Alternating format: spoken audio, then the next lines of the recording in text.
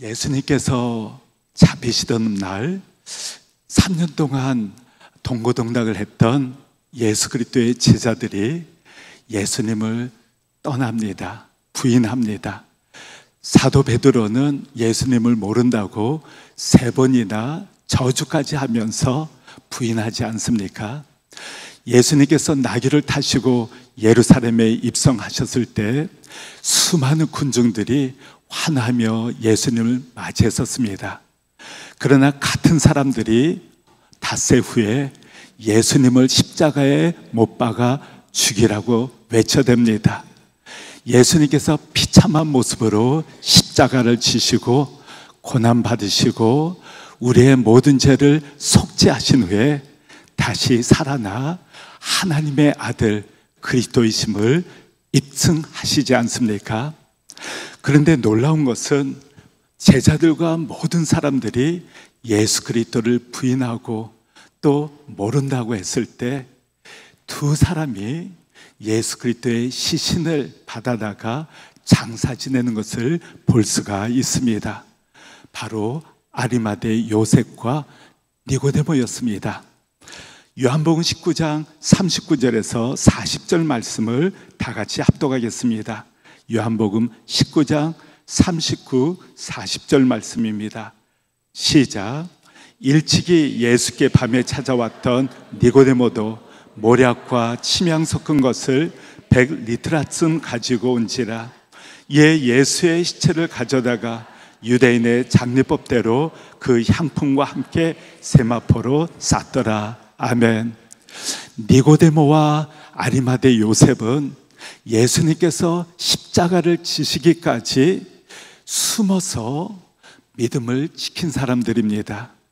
본인들이 예수님의 제자라는 것을 다른 사람들에게 밝힐 수가 없었습니다. 왜냐하면 본인들이 예수 그리스도의 제자라는 것을 다른 사람들이 알게 되면 그들이 지니고 있던 유대 사회에서의 명성, 산헤드린 공회원의 그 권세, 또 부, 그리고 사람들의 존경, 이 모든 것을 이룰 수 있었고 또 심지어 유대 사회로부터 파변당할 수도 있었습니다. 그렇기 때문에 숨어 지냈다는 것입니다. 왜? 사람들의 눈이 두려웠기 때문에 그렇습니다. 그런데 많은 사람들이 심지어 제자들도 다 달아나 숨어 지내고 눈물을 흘렸는데 아리마대 요셉과 디모데는 본디오 빌라도 앞에 가서 총독 앞에 가서 예수님의 시신을 달라고 요청합니다. 담대히 총독 앞에 가서 예수님을 장사 지낼 수 있도록 허락해 달라고 요청을 합니다. 그들은 사실 목숨을 건 결단이었습니다. 예수 그리스도를 장사 지낸다는 것은 그때 당시 이제 모든 것을 이룰 수 있다는 것을 각오한 결단이었습니다. 그런데 어떻게 해서 니고데모는 마지막 예수님께서 죽으셨을 때 그분이 명성을 날리고 수많은 사람을 살려내고 병든 자를 고치고 군중들이 예수님을 환호하고 예수님을 만나고자 했을 때는 담대히 나서지 못했던 그가 어떻게 해서 예수 그리스도께서 십자가를 지셨을 때 그는 목숨을 걸고 자기의 모든 것을 걸고 예수님의 시신을 장사 지낼 수 있었을까요? 바로 예수 그리스도께서 당신 자신이 십자가에 못 박혀 모든 사람들을 위해 대속하시겠다고 말씀하신 것이 직접 그의 눈앞에서 이루어지는 것을 목격했기 때문에 그렇습니다. 구약의 말씀이 그리스도를 통해서 성취되고 약속하신 예수 그리스도께서 직접 피를 흘리시고 고난받으시고 바로 자기 자신을 위해 수치를 당하시고 피를 흘리셨다는 것이 너무 확실하게 믿어지고 각인되었기 때문에 그는 기꺼이 자기 자신의 모든 것을 이룰 수 있었는데도 불구하고 심지어 가족들마저도 돌에 얻어맞을 수 있다는 생각을 왜 안 했겠습니까? 그러나 주님을 위해서 중요한 결단을 하게 된 것입니다. 오늘 요한복음 3장에 보면은 니고데모가, 바리새인이었던 니고데모가 야심한 밤에 예수 그리스도를 찾아옵니다. 예수 그리스도께서 갈릴리 지역, 유대 지역, 예루살렘에서 놀라운 기적과 표적을 일으키시지 않습니까? 니고데모가 와서 당신이 하나님으로부터 오시지 않았다면은 이러한 표적과 능력을 행할 수 없습니다. 이러한 기적은 하나님의 능력으로만 가능합니다라고 말씀을 드립니다. 그때 예수님께서 그 말을 듣고 엉뚱한 답변을 하십니다. 진실로 진실로 내가 내게 말하는데 사람이 거듭나지 아니하면 하나님 나라를 볼 수 없다라고 말씀하십니다. 내가 거듭나지 아니한다면은 내가 그렇게 하나님을 뵙고 싶고 죽은 후 하나님 나라에 들어가고 싶어 하지만은 하나님의 나라를 볼 수 없다라고 말씀하십니다. 그리고 두 번째, 진실로 진실로 내가 내게 이르노니 사람이 물과 성령으로 거듭나지 아니하면 하나님의 나라에 들어갈 수 없다라고 두 번째, 진실로 진실로 강조하시면서 거듭나야 함을 반복해서 예수님께서 말씀하시는 것입니다. 그때 니고데모가 어떻게 하면 제가 거듭날 수 있습니까? 다시 태어날 수 있습니까? 어머님의 태에 다시 들어가야만 합니까? 라고 질문을 하지 않습니까? 그때 예수님께서 복음에 대해서 말씀을 하십니다. 사람이 어떻게 거듭날 수 있는지 그 방법을 제시하고 있습니다. 그것이 요한복음 3장 13절부터 16절 말씀에, 오늘 본문 말씀에 기록하고 있는 것입니다. 13절 말씀, 14절 말씀 다 같이 다시 한번 합독하겠습니다. 13, 14, 15절, 13, 14, 15절입니다. 시작. 하늘에서 내려온 자 곧 인자 외에는 하늘에 올라간 자가 없고 모세가 광야에서 뱀을 든 것 같이 인자도 들려 하리니 이는 그를 믿는 자마다 영생을 얻게 하려 하심이니라. 아멘. 예수님께서는 당신 자신을 The Son of Man이라고 표현했습니다. Son of Man이 아니라 The Son of Man이라고 말씀하시고, 인자 외에는, 하나님의 아들 예수 그리스도 외에는 하늘에서 내려온 자가 없다. 오직 예수 그리스도만이 하늘에서 내려오셨다라고 말씀을 하시는 것입니다. 왜 예수님께서는 당신 자신을 때로는 The Son of God라고 표현하셨는데 하나님의 아들이라고 예수님 자신을 표현하셨는데 왜 인자라고 The Son of Man이라고 말씀을 하셨을까요? 예수님께서 The Son of Man, 인자, 하늘에서 내려온 자, 하나님의 영광을 내려놓으시고 이 땅에 비참한 모습으로, 가난한 모습으로, 낮아진 모습으로 오셔서 우리를 대신해서 멸시를 당하시고 피를 흘리시고 고난받아 십자가에 못 박혀 죽으셨는데 왜 예수님께서는 인자라고 The Son of Man이라고 표현하고 계실까요? 다니엘서 7장 13, 14절 말씀을 보겠습니다. 다니엘서 7장 13절에서 14절 말씀입니다. 다 같이 합독하겠습니다. 시작. 내가 또 밤 환상 중에 보니 인자 같은 이가 하늘 구름을 타고 와서 옛적부터 항상 계신 이에게 나아가 그 앞으로 인도되매 그에게 권세와 영광과 나라를 주고 모든 백성과 나라들과 다른 언어를 말하는 모든 자들이 그를 섬기게 하였으니 그의 권세는 소멸되지 아니하는 영원한 권세요 그의 나라는 멸망하지 아니할 것이니라. 아멘. 다니엘이 하나님으로부터 환상을 받습니다. 즉 환상을 보게 되었습니다.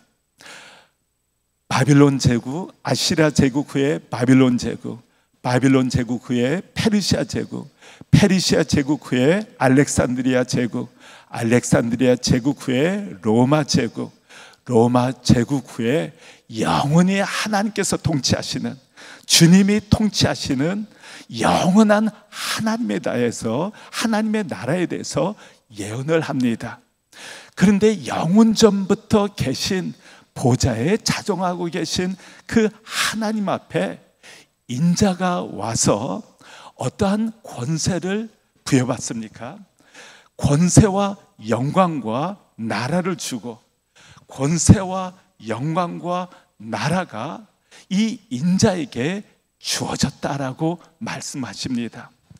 그리고 모든 백성, 모든 나라, 모든 언어를 말하는 모든 민족이 그를 섬기게 하였으니 인자를 섬기고 예배드리게 하였다는 것입니다. 그를 나의 주, 나의 하나님으로 인정하고 주군으로 예배를 드리고 섬기게 하셨다는 것입니다.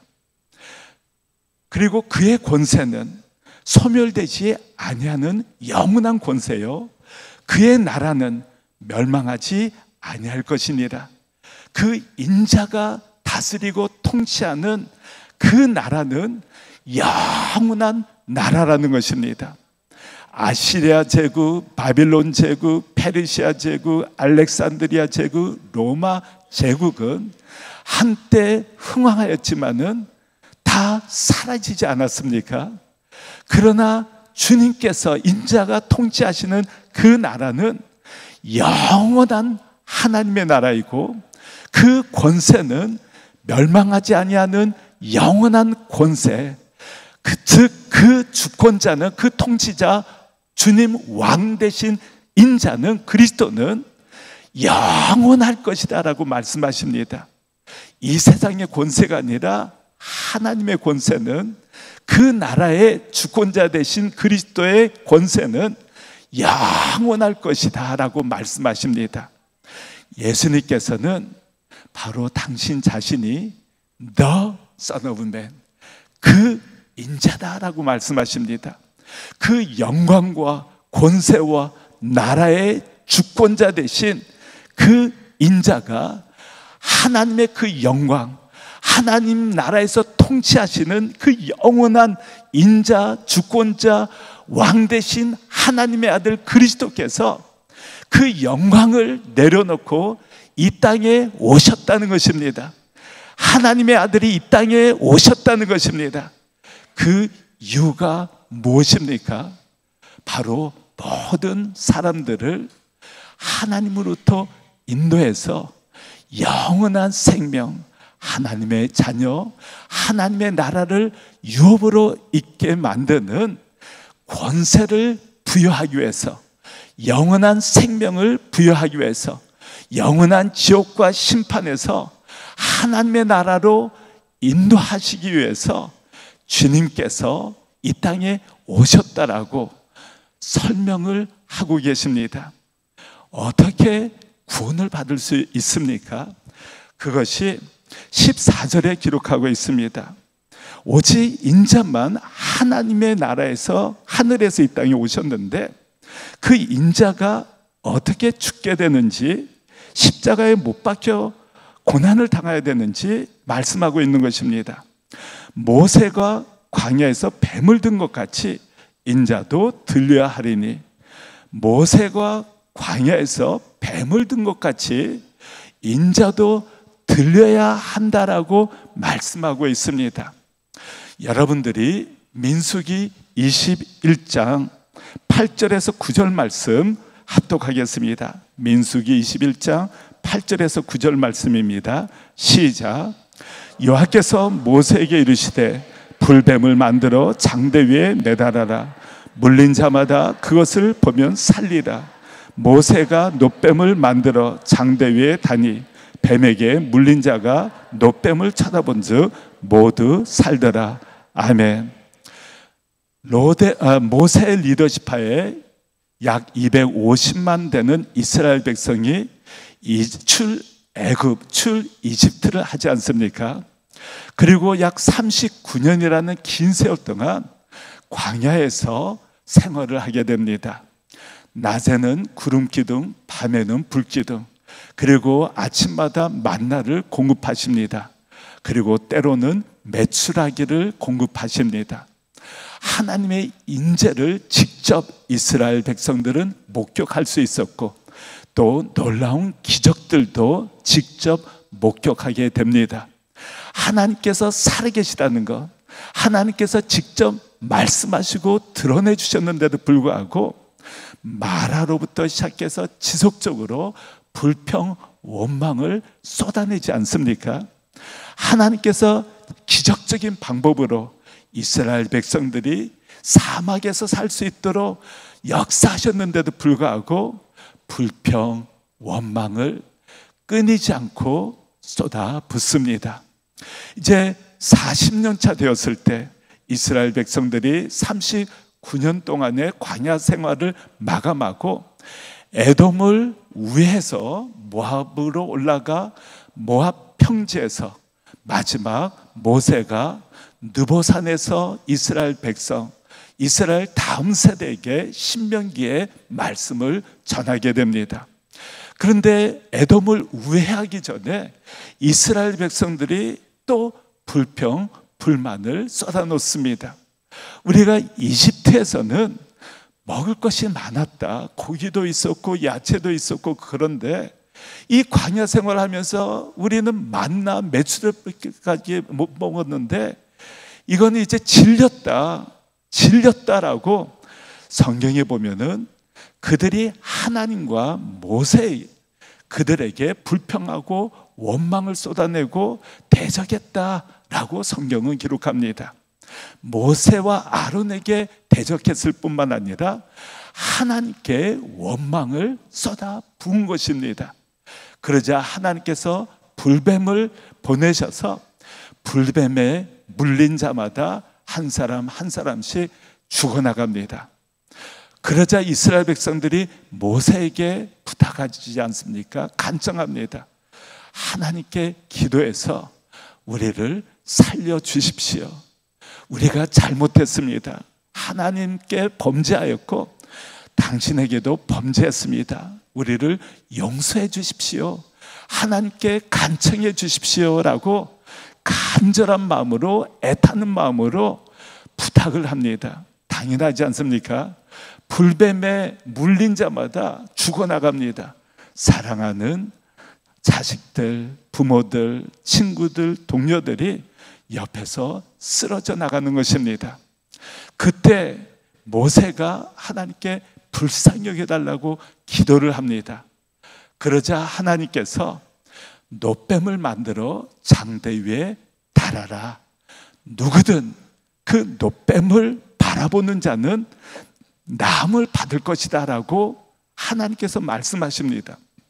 그리고 모세는 순종하지 않습니까?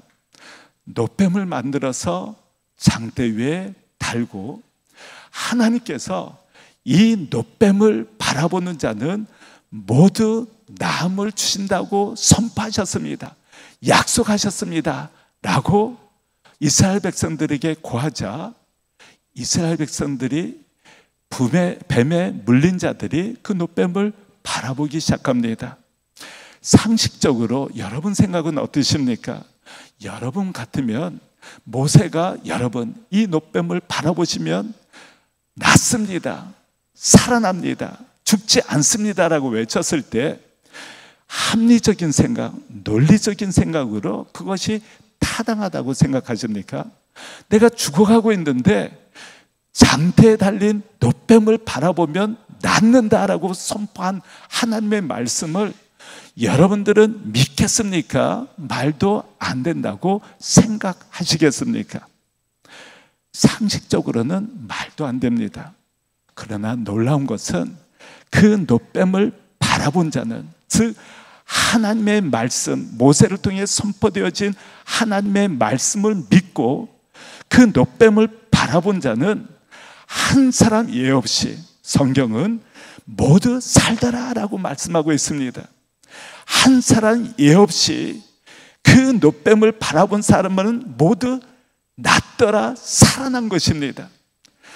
단지 하나님의 말씀을 믿고 쳐다보았는데 그 말씀이 이루어지는 것입니다. 예수님께서는 15절에 이는 그를 믿는 자마다 영생을 얻게 하려 하십니다. 예수님께서도 이 노뱀처럼, 모세 같은 뱀처럼 장대에 달린 비참한 모습으로 십자가에 못 박혀 인자도 하나님의 그 권세와 영광과 나라를 통치하고 모든 민족, 모든 백성, 열방이 그의 앞에 나와 경배하고 섬기고 찬송하고 높임을 받으셔야 될 그 왕 대신 하나님의 아들이신 메시아 그리스도께서 하늘에서 이 땅에 오셔서 그 장대에 달린 노뱀처럼 들려야 한다고 말씀하십니다. 예수님은 바로 장대에 달리는 비참한 모습으로 사람들에게 조롱을 받으시고 멸시를 받으시고 채찍에 맞으시고 가시면류관을 치시고 창에 찔리시고 정말 피투성이가 된 모습으로 뱀못에 그 손과 발이 박히는 벌거벗은 모습으로 수많은 사람들 앞에서 사람들이 지나가다가 내가 진짜 메시아면 내려와 보라, 다른 사람은 살렸어도 너 자신은 살리지 못하느냐, 무시하고 멸시하고 조롱까지 하지 않습니까? 그러나 예수님께서는 모든 사람들의 죄를 사하시기 위해서 그를 믿는 자마다, 모든 자마다 영생을 얻게 하기 위해서, 구원시키기 위해서, 영원한 심판에서, 지옥에서 하나님의 나라로 이끄시기 위해서 하늘에서 모든 것을 내려놓고 가장 낮아진 모습으로, 가장 비참한 모습으로 십자가에 달리게 되실 것이다라고 말씀하신 겁니다. 니고데모는 여러분들이 잘 아시는 요한복음 3장 16절 말씀 다 같이 합독하겠습니다. 시작. 하나님이 세상을 이처럼 사랑하사 독생자를 주셨으니 이는 그를 믿는 자마다 멸망하지 않고 영생을 얻게 하려 하심이니라. 이 만물을 창조하신 하나님께서 우리를 지극히 사랑하셔서 죄로 말미암아 죽어가는 우리 모두를 위해 예수 그리스도 하나님의 아들, 만물을 창조하시고 통치하시는 그 하나님의 아들을 이 땅에 보내주셨다는 것입니다. 여러분들의 자녀가 병들어 고통스러워할 때 자녀들도 아파하지만은 누가 가장 고통스러워 하십니까? 부모입니다. 특히 어머님들이 자녀들의 그 고통스러워하는 모습을 보고 가장 괴로워하십니다.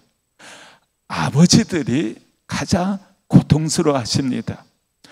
아들, 딸들을 위해 내가 대신 이 고통을 받기를 원한다. 내가 대신 이 고통을 받았으면 한다. 내가 대신 이 고통을 짊어지고 죽으면 죽겠다라는 것이 부모의 심정이지 않습니까? 하나님 아버지께서도 예수 그리스도를 이 땅에 보내시고 하나님의 아들 독생자 예수 그리스도께서 십자가를 지셨을 때 가장 찢어지던 마음, 고통스러워 하신 분은 예수 그리스도 인자 되신 그분도 아프시지만은 하나님 아버지께서는 더 더 고통스러워 하셨을 것이라고 저는 생각이 듭니다. 하나님 아버지께서 고통스러워 하시고 아파하시지 않으셨습니까? 예수 그리스도는 아버지의 뜻을 이루어드리기 위해서 죽어가는 죄로 영원히 지옥에 떨어질 수밖에 없는 그 인간 한 사람 한 사람, 자기를 조롱하고 무시하고 멸시하고 십자가에 못 박은 바로 그 사람을 위해서 그들이 무엇을 하고 있는지 모릅니다. 저들의 죄를 용서해 주십시오라고 하나님 아버지께 십자가상에서 고통 가운데 신음하는 그 시점에서도 용서를 구하고 기도해 주시는 예수님의 기도가 모습이 성경에 언급하고 있지 않습니까? 그렇습니다. 예수 그리스도께서 내가 인자가 하늘에서 이 땅에 와서 능력을 해가고 죽은 자를 고치고 또 나병 환자, 못 걷는 자, 장님의 눈을 뜨게 하는 놀라운 기적을, 표적을 보여주시면서 바로 구약에 예언된 메시아가, 그리스도가 하나님의 아들이 당신 자신이심을 입증하시지 않았습니까? 그렇기 때문에 수많은 군중들이 예수님을 환영하고 예루살렘에 도착하셨을 때 그를 맞이하고 열광했습니다. 하나님의 아들 메시아임을 확신했기 때문에. 그러나 그 예수님이, 그 능력이 있으신 분이 십자가에 못 박혀 고난받으실 때 제자들도 달아나고 그 군중들도 십자가에 못 박아 죽이셔서라고 외쳐대는 그 시점에 아리마대의 요셉과 니고데모는 당돌하게 빌라도 앞에 가서 그 시신을 장사 지낼 수 있도록 내주십시오라고 부탁을 한 것입니다. 왜 그럴 수 있었을까요? 니고데모는 이 요한복음 3장 13절에서 16절 예수님께서 직접 내가 그 인자인데 아마 니고데모는 다니엘서 7장 13, 14절을 알고 있었을 겁니다. The Son of Man이라고 했을 때 그 인자라는 것을, 그 영광의 하나님의 아들 창조주 인자라는 것을 알고 있었을 겁니다. 성령에 대해서 박식했기 때문에 그 인자가 이 땅에 오셔서 모세가 뱀을 든 것처럼 나도 나무에 달려 십자가에 달려 비참한 모습으로 죽게 될 것이다 라고 말씀하시지 않았습니까? 그런데 자기 목전에서 예수 그리스도께서 십자가를 지시고 고난받고 있는 것입니다. 주님께서 하신 말씀대로 예수님께서 십자가를 지시고 피를 흘리고 계시는 겁니다. 가장 먼저 떠오른 말씀이 무엇이었겠습니까? 바로 인자가 모세가 뱀을 든 것처럼 나도 들려야 된다는 그 말씀이 강하게 떠오르지 않겠습니까? 예수 그리스도께서 나의 죄 때문에 십자가에 못 박혀 고난받고 계시는다, 그 말씀이 얼마나 강하게 와닿겠습니까? 이 만물을 창조하신 주님께서 영광을 받으셔야 될, 모든 열방과 모든 민족의 경배를 받으셔야 될 참 하나님의 아들 메시아이신 통치자이신 그분이 나를 대신해서 저 십자가에 못 박히고 나의 죄 때문에 대신 고난받고 계시는데 나 또한 나의 모든 것을 주님을 위해서 바치겠습니다라고 결단하지 않았겠습니까? 기꺼이 내가 누리고 있는 그 모든 것도 주님을 위해서 바치겠습니다라고 해서 아마 예수님의 시신을 장사 지냈다고 저는 믿고 있습니다. 우리가 어떻게 하면 예수 그리스도를 증거할 수 있습니까? 어떻게 하면 예수 그리스도께서, 창조주 하나님의 아들 그리스도께서 죽으시고 부활하셨다는 것을 믿지 않는 사람들에게 전할 수 있겠습니까? 그리스도의 그 십자가의 사랑을 깊이 체험할 때 나를 위해 주님께서 영광 받으셔야 될 하나님의 아들 그리스도께서 십자가에 못 박혀 죽으셨다는 것이 이 지식적으로만 남아있는 게 아니라 마음까지 와서 강타하셔야 됩니다.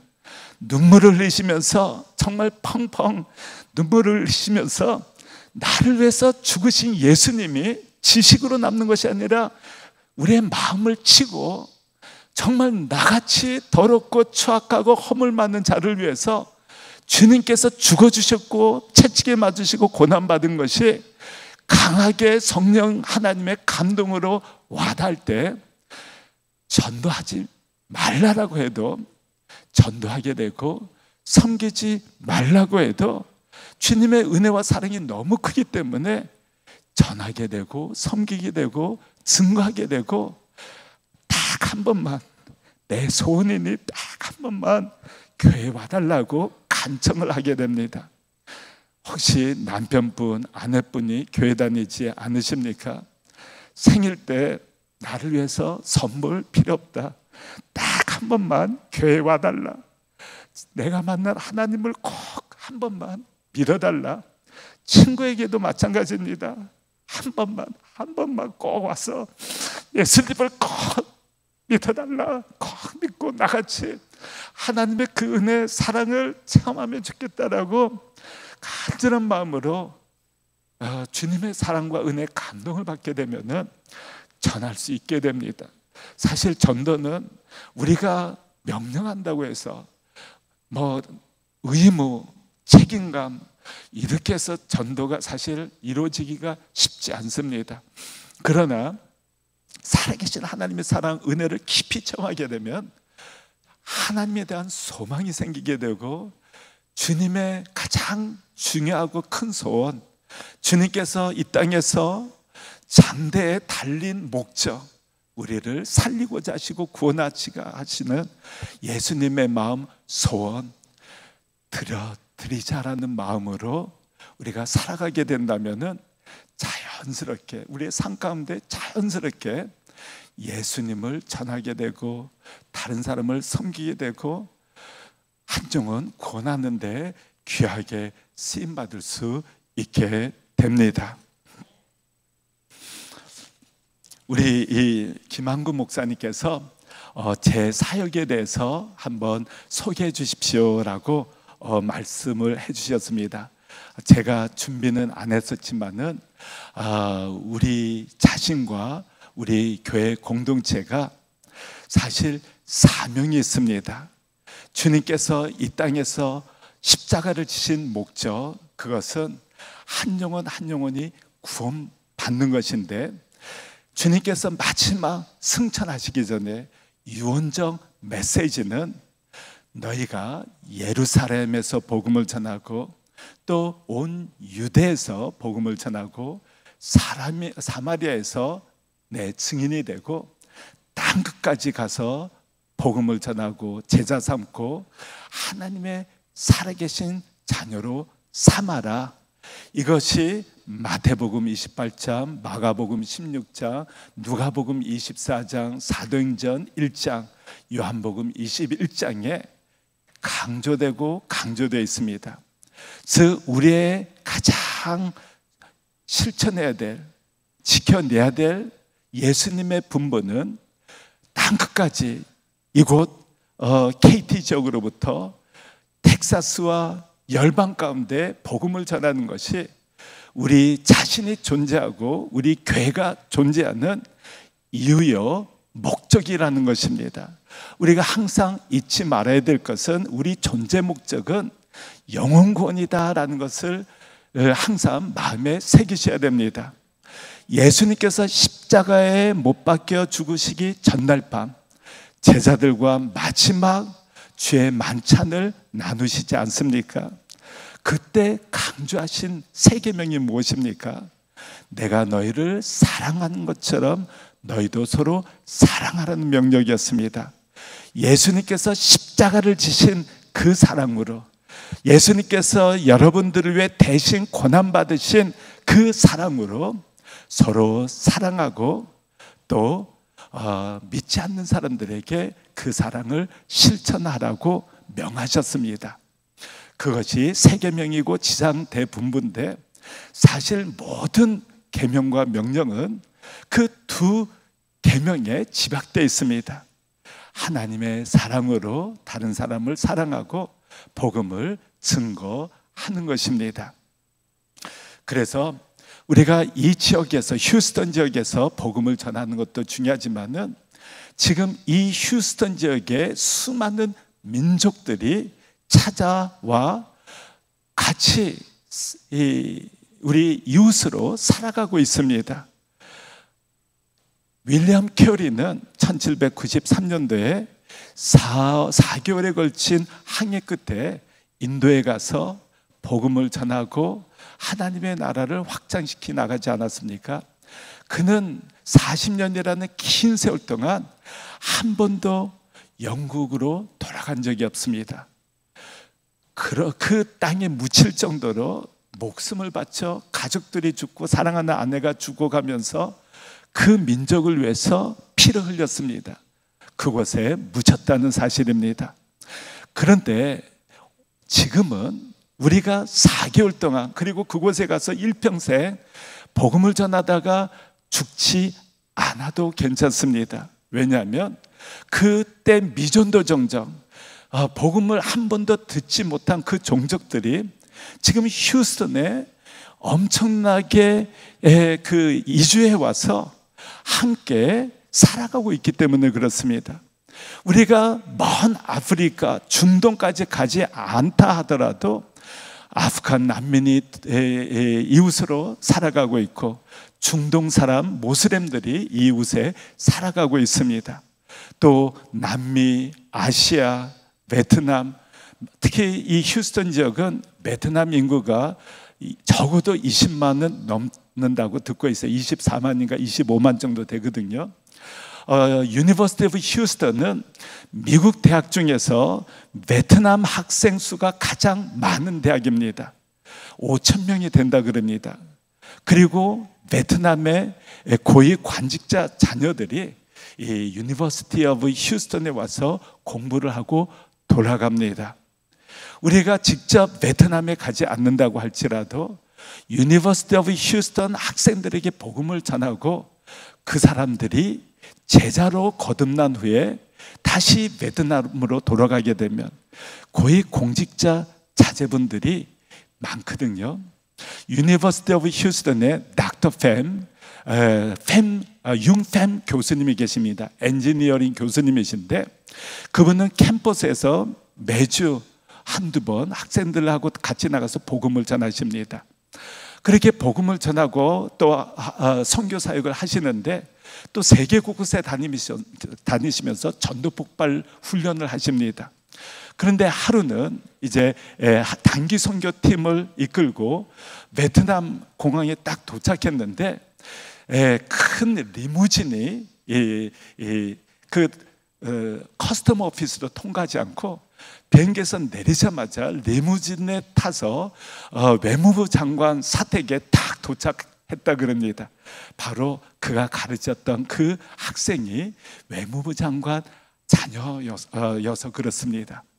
우리 이웃에게 복음을 전하고 변화시킨다면은 사실 중동에서, 사우디아라비아에서 복음을 전한다는 것은 목숨을 걸어야 되는 사역이거든요. 그 사우디 사람이 이란, 이락 난민들이 많이 들어왔습니다. 시리아 난민들, 아프간 난민들이 최근에 많이 들어왔습니다.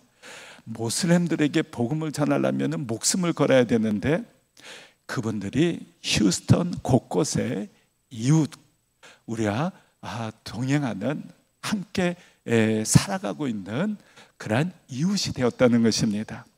그리고 미주 지역 곳곳에 난민들이 있고 또 미전도 종족들이 살아가고 있습니다. 그리고 선교사님들이 세계 곳곳에서 복음을 전하는 사역을 하고 계시지 않습니까?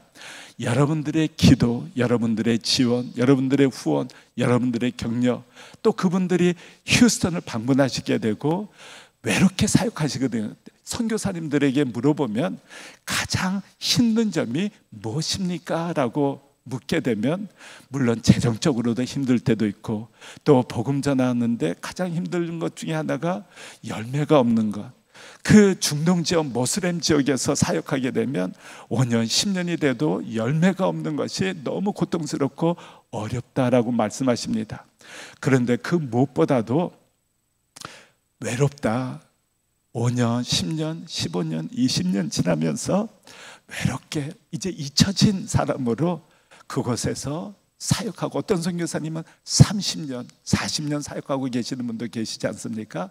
너무 외롭고 힘들다, 그 부분이 가장 힘들다라고 말씀하시는 선교사님들이 계십니다. 우리 휴스턴 뉴라이프 침례교회에서 그분들을 위해서 기도해 주실 뿐만 아니라 또 후원해 주시고 격려해 주시고 또 외롭지 않도록 휴스턴을 방문하셨을 때 함께 품어주신다면은 여러분들이 바로 놀라운 선교사역, 하나님의 나라의 정말 중추적인 사역을 감당하고 계시는 것입니다. 제가 2001년부터 우리 서던 바프티스트 오브 텍사스 컨벤션 에시안 펠로십 컨설턴트로 휴스턴에서는 베트남 교회 개척되었을 때, 또 한인 교회 개척되었을 때, 또 중국 교회, 또 다른 민족 교회 개척되었을 때, 지금은 교회 개척 디파트먼트에 있지 않지만은 휴스턴까지 와서 베트남 목사님 데이비드 마이 목사님이신데, 그분을 이제 그 유니언 바프티스트 어소시에이션에 소개하고 스테이트 컨벤션 교회 개척 담당자에게 연결시켜드리고 휴스턴 퍼스트 바프티스트 처치에 같이 찾아가서 그 교회에서 지원을 받아 장소 제공받고 예배를 드리고, 후에 300명이 되고 또 교회당을 구입해서 지금은 힘있게 휴스턴 지역에서뿐만 아니라 베트남과 열방 가운데 사역하는 선교적 교회가 되었습니다. 그런데 그가 그 스폰서 교회를 찾는데 어려움이 있었습니다. 그런데 저랑 같이 쭉 찾아다니면서 휴스턴 퍼스트 바프티스트 처치에서 지원해 주겠다 해서 이렇게 시작되었는데, 그때 그 목사님이 포기하고 싶은 마음이 좀 들으셨습니다. 그러나 끝까지 함께하고 시작되었을 때 건강하고 힘있는 교회가 세워질 수 있었다는 것입니다. 그리고 한인 침례교회 목사님들과 네트워킹을 하고, 또 하나님께서 선교사님들과 많이 연결시켜 주셔서 계속 기도하고 또 어떤 분들은 지원하고 있습니다. 그리고 북한 선교, 우리 미주남 침례 한인계 총회 문대원 박사님, 또 달라스 제일침례교회를 개척하셨던 손영호 목사님, 임철빈 선교사님, 우리 선배 목사님들이 30년 전부터 북한 선교를 하셨습니다. 북한에 80번이나 왕래하면서 사역을 하신 분도 계시고, 임철빈 선교사님은 중국에서 20년 동안 북한 주민들, 탈북민들을 감사주고 쉘터 사역이라고 하는데 재워주고 복음을 전하고, 또 한국으로, 미국으로 오시는 분도 계시지만은 대다수는 그리스도를 만난 후에 예수 그리스도를 믿어 구원받게 된다라는 복음을 듣고 많은 분들이 지원받는 재정을 가지고, 물품을 가지고 북한으로 다시 들어가서 사랑하는 가족들 꼭 복음을 듣고 구원시켜야 되겠다, 잡히고 옥에 갇히고 또 고단 받는 분들 많으시거든요. 그렇지만은 3,000명이 넘는, 제가 리스트 이름을 다 직접 확인을 했습니다. 양강도, 환경도, 평양에도 수천 명의 리스트, 20년에 걸쳐서 복음을 전하고 훈련 받은 사람들이 다시 북한으로 들어간 사람이 그렇게 많습니다. 중국에서 사역하기가 어려워지자 한국에서 지난 10년 동안 탈북민, 지금 대한민국에 35,000명 정도 됩니다. 그분 한 분 한 분 1박 2일 숙식 제공하면서 그들에게 또 올 수 있는 여비를 줘가면서 북한이 문을 개방하는 날 들어가서 복음을 전하고 교회를 개척하고, 또 북한 사회를 하나님의 뜻 안에서 재건시켜 나가는 그 사회 인재들, 탈북민들을 훈련시키고 준비시켜 나가고 있습니다. 우리 침례교 선배들 중에 그러한 분들이 계셨기 때문에 4년 전부터 탈북민들 10분씩 달라스에 오도록 하고 YM 타일러에서 치유 은혜 받도록 하고, 또 지금 YM 타일러에 10분 탈북민들이 와 계십니다. 제가 어제 공항 나가서 그분들 호텔에 잘 모셔드리고 이제 비행기를 타고 휴스턴에 왔는데요. 그런데 그분들이 사실 한국 사회에서 보이지 않게 차별 대우를 받습니다. 상처가 있습니다. 대한민국에서 심지어 태어난 탈북민 2세들도 마음에 상처가 있습니다. 탈북민들 하면은 편견을 가지고 바라봅니다. 그 사람들을 크리스찬들이 교회에서 품고 사랑해 줘야 되는데, 교회에 찾아간 후에도 상처받는 일이 비일비재하다 그럽니다. 그래서 이 사람들이 교회의 어떤 목적 때문에 우리를 돈 주고 부르는구나, 그런 생각을 많이 하게 됩니다. 그러나 정말 그들을 위해 아파하고 함께 해주는 크리스찬들을 통해 상처가 치유받습니다. 그래서 우리 침례교회, 달라지에 있는 침례교회들이 협력해서 그분들 한 분 한 분을 사랑으로 모시고, 또 비행기표나 호텔비를 이제 침례교회에서, 여러 교회에서, 또 특히 문대현 목사님께서 이렇게 지원하면서 지금까지 사역을 하고 있습니다. 저희 교회도 영광교 선교사님 탈북민 전도사님이 계시는데, 미전은 북한문이 열리면 평양에 신학교를 재건시키는 것, 교회를 개척하는 것, 또 극동방송을 세우는 일이 그 영광교 전도사님의 비전입니다. 네, 한 분 한 분, 그때 4년 전에 오셨던 분이 달라스 베프티스 유니버시티에서 공부를 하면서 지금 이제 석사과정 시작했습니다. 박사과정까지 마치고 신학교를 평양에 세우겠다, 그것이 비전입니다. 그걸 위해서 미국에 오시고 준비하고 있습니다. 또 네트워킹이 되어서 PhD 과정에 있는 7분의 목사님들과 벌써 네트워킹이 됐습니다.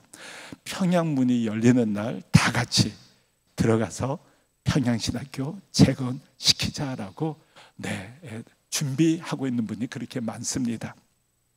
그리고 파키스탄 목회자 줌 컨퍼런스를 제가 하고 있는데, 하나님께서 인도하셔서 한 달에 한 번씩 목회자들, 리더들 모이면 줌으로 강의를 합니다. 강의를 하고 도전을 주는데, 신학을 배울 수 있는 기회가 파키스탄에 없나 봅니다. 또 환경적으로 탄압을 받고 어렵기 때문에. 그런데 제가 부족한데도 강의를 하면 그렇게 격려가 된다 그러고 도움이 된다 그러고 기뻐 이렇게 모이고 있습니다. 그리고 아프간 난민들이 지금 탈레반 이후에 미군을 도왔던 아프간 분들은 무조건 난민 비자를 받습니다. 무조건 통역을 해줬다, 미군을 도왔다 하면은 무조건 난민 비자를 받고 미국에 정착하게 됩니다. 그런데 그 수가 많습니다. 우리 달라스 지역 난민 아파트촌에 몇천 명이 됩니다. 휴스턴 매년 다르지만은 트럼프 대통령 때는 1년에 7만 명씩 난민들 세계 곳곳에서 들어오거든요. 그러면 그 10분의 1인 7천 명이 텍사스에 정착하고 달라스 포트 지역에 3, 4천, 휴스턴에 2천, 어스틴 다 합해서 7천 명이었습니다. 지금은 숫자가 많이 줄어들어서 구체적으로 몇천 명이 들어오는지는 제가 모르지만은 그 아프간 곳곳에서 휴스턴에 퍼스트 바프티스트 휴스턴에서 아프간 교회 세워지고, 달라스에도 교회 하나 세워지고, 그리고 알파레타 조지아 클락스톤에도 세워졌습니다. 뉴저지 산호제 지역에서도 지금 세워지고 있고, 캐나다 캘거리에도 세워졌습니다. 아프간 난민들이 직접 들어오는 분이 계시고 난민을 통해서 들어오는 분도 계십니다. 그런데 우리가 조금 관심을 가지면 그 아프가니스탄에서 사역했던 사역자들, 그분들이 교회를 개척하거든요. 그분들을 품고 기도해주고 그분들이 필요로 하는 것을 여러분들이 가서 도울 수도 있습니다. 다양한 난민교회, 아시안 교회들이 있습니다. 여러분들이 이 KT 지역, 퍼스트 바프티스트 KT에서도 한인 침례교회가 이곳에서 예배를 드리고 개척되었을 뿐만 아니라 제가 오래전에 십몇 년 전에 KT 지역에 와서 그때 베트남 교회, 지금 베트남 교회가 데이비드 마이 목사님 교회에서 이쪽에 베트남 교회를 개척하고 싶다고 이렇게 부탁을 하신 적이 있습니다. 이 지역에도 어느 정도 난민들이 와 있는지, 아시안 또 타민족이 와 있는지 모르지만은 우리가 조금 관심을 갖고 품고 나가게 되시면은 주님의 지상 대분부를 멀리 가지 않으셔도 이곳에서 하실 수가 있습니다. 기도만이라도 또 물질이나 따뜻한 사랑으로 격려해 주신다면은 여러분 뉴라이프 침례교회에서 놀라운 일을 행하실 수가 있습니다. 우리는 사랑의 빚진 자들 아닙니까? 양화진, 서울 양화진에 가시게 되면은 수많은 선교사님들의 무덤을 여러분들이 보실 수가 있습니다. 윌리엄 제임스 홀, 또 셔우드 홀 선교사님들 무덤이 있는데 윌리엄 제임스 홀, 셔우드 홀 선교사님은 뉴욕 빈민가에서 의료 사역을 하시다가 만나게 되셨습니다. 사모님께서 먼저 조선의 부르심을 받아 조선 땅을 1890년도에 밟습니다. 그리고 제임스 홀 선교사님도 91년도에 그 사랑하는 셔우드 선교사님을 따라 한국 땅을 밟고 함께 한국에서 결혼식을 올립니다. 그리고 평양에 1894년 그 청일전쟁이 발발하게 되는데 이 평양이 격정지였습니다. 수많은 사람들이 쓰러지고 부상당하고 죽어갑니다. 제임스 홀 선교사님이 평양에서 다들 도주하고 피하고 피신을 하는데 윌리엄 제임스 홀 선교사님은 끝까지 남아서 보살피고 치료해주고 돕습니다. 그러다가 과로하셔서 전염병에 걸려 쓰러지시게 되는데 한양에 있던 선교사님들 가서 그를 다시 한양으로 모셔옵니다. 그런데 그 셔우드 사모님 손을 붙들고 그 아들 하다 셔우드 홀 아들이 있었고 또 따님이 뱃속에 있었습니다. 그때 제임스 홀 선교사님이 하나님 앞에 원망이나 불평하지 말자. 하나님의 그 은혜에 항상 감사하자. 그리고 아들과 뱃속에 있는 아이를 잘 부탁하고 주님 품에 안기게 됩니다. 그리고 그 셔우드 홀 사모님 이제 얼마나 슬프겠습니까? 아프겠습니까? 잠시 미국에 와서 다시 준비하고 정돈한 후에 다시 조선으로 돌아가서 43년 1890년에 도착해서 43년 동안 그 한국 영혼들을 위해 또 병원을 세워나가고 치료해 주면서 하나님의 살아계신 그리스도의 사랑과 은혜를 전하게 됩니다. 한국 아이가, 여자아이가 화상을 입습니다. 손가락이 붙은 겁니다. 그런데 셔우드 선교사님이 그 여자 선교사님이 자기 자신의 피부를 떼다가 그 아이를 치료해 주십니다. 서양 선교사님들이 1884년도에 처음 도착하고 90년대 또 1900년대 초 사역을 하시는데 놀라운 붕운동, 평양 대붕운동이 1907년도에 일어나지 않습니까? 엄청난 붕의 역사가 평양과 한반도 전체에 확산되지 않습니까? 그런데 알렌 선교사님이 1884년, 언더우드 아펜젤러 선교사님이 1885년도에 도착합니다. 1907년은 23년밖에 지나지 않는 겁니다. 아니 어떻게 23년 동안에 평양에 놀라운 북이 일어나서 정말 가게가 문을 닫을 정도로, 그리고 원산, 그리고 한반도 전 지역에 부흥의 확산의 역사를 보지 않습니까? 그 소수의 선교사님들의 희생적인 사랑과 헌신이 있었기 때문에 그렇습니다. 하나님은 복음을 위해서, 우리 민족을 위해서 목숨을 바치고, 윌리엄 제임스 홀 부부, 그 다음에 아들 며느리 의사였는데 우리 민족을 위해서 복음을 전하고 사역하다가 일제치하 때 추방당합니다. 셔우드 홀 선교사님은 메리안이라는 따님도 7살 땐가 이제 목숨을 잃습니다. 그래서 양화진에는 윌리엄 제임스 홀, 그 다음에 셔우드 홀, 그 아들과 며느리, 또 딸 메리안, 그리고 3대가 묻혀 있습니다. 여러분과 저는 그분들의 사랑의 빛, 복음의 빛을 친 사람들입니다.